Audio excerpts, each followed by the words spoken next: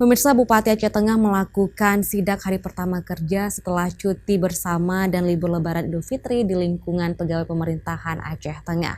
Bupati menilai kehadiran para pegawai sudah baik, terlihat saat sidak dilakukan di sejumlah SKPK, termasuk pelayanan rumah sakit umum daerah dan warga sudah berobat kembali di rumah sakit seperti itu.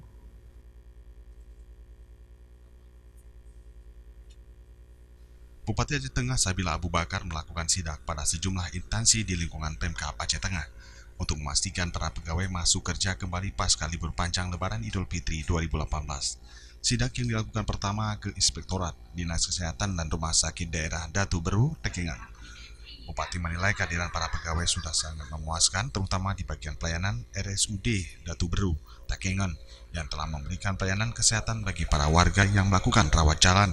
Sejauh ini pihaknya tidak menemukan adanya para pekerja medis ADERA yang tidak hadir. Pemerintah Aceh Tengah menyatakan akan menindak tegas para pegawai yang masih melakukan perpanjangan libur, baik pemotongan TC atau sanksi lain. Ada sanksinya sudah disiapkan. Karena kita nanti melapor ini ke pusat. Di sekitar jam 2 kita lapor.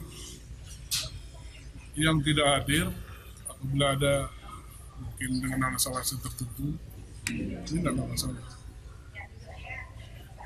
Di sini tadi yang melahirkan 2. Yang hadir, terus yang hadir, melahirkan.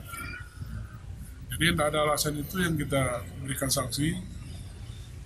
Saya kira nanti hanya teguran dan pemotongan TC. Sejauh ini pantauan Bupati Aceh Tengah, pelayanan di sejumlah instansi sudah berjalan normal, baik di pelayanan kesehatan dan pelayanan administrasi lainnya di Pemkab Aceh Tengah. Dari Aceh Tengah, Tim Liputan Aceh TV.